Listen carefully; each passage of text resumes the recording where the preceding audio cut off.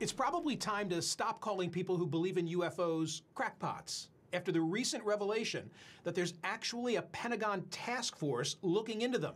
One astrophysicist who has worked for the Pentagon's UFO program since 2007 told the New York Times that he gave a classified briefing to a Defense Department agency about retrievals from, quote, off-world vehicles not made on this Earth. Are we on the brink of full disclosure about visitors from outer space? Joining me now is Christopher Mellon. He served as Deputy Assistant Secretary of Defense for Intelligence during the Bill Clinton and George W. Bush administrations. He also co-hosts Unidentified, Inside America's UFO Investigation on the History Channel. So, Chris, I sense that there has been a sea change recently in the way in which these reports are being carried and covered. What accounts for it? What has gone on recently? Yeah, thank you very much. You're absolutely right. And a good example of this sea change is the fact that none other than Scientific American itself has published an article saying the subject ought to be taken seriously and investigated by the scientific community. I think this change is largely primarily a result of the fact that the Defense Department and the Navy themselves have stood up and publicly acknowledged that this phenomenon is real, that this is happening, that our Navy pilots are encountering these vehicles. And so that imparts a credibility that simply did not exist prior to that time. I was quoting Eric Davis. I know you're familiar with his work when I read that New York Times paragraph a moment ago. Do you believe that there are objects in our possession, broadly defined our possession, that are from something other than this Earth? What I will say about that is that I think that assertion should be taken seriously.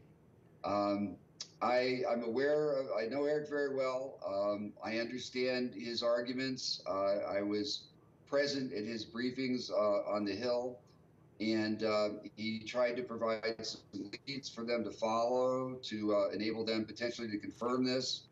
It is an issue that should be taken seriously. In fact, curiously, President Trump himself on Father's Day indicated on air while being filmed that he did have classified information about Roswell, New Mexico, which is, as most people know, is the legendary site of an alleged crash of a UFO. And when asked by his son about declassifying it, he said, "I'll have to think about it." I don't know what there is about Roswell that could be classified or interesting other than that one particular issue. So there is a lot of new press and new information coming forward. And again, as I said, I think this is a topic that the oversight committees should take seriously and investigate. It's the only thing missing from this election. Who knows what the next 90 days brings?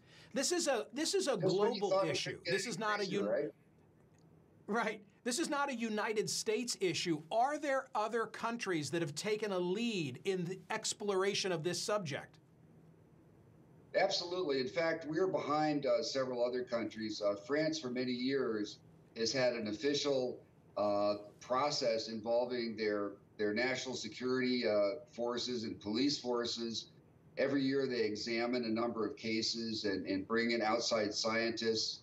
A lot of that information is public. My colleague Lou Elizondo has made trips both to Italy and South America, and we present a lot of this information on our show, as well as a lot of information from current and former U.S. military personnel and their experiences. But you're absolutely right. This is not unique to the United States.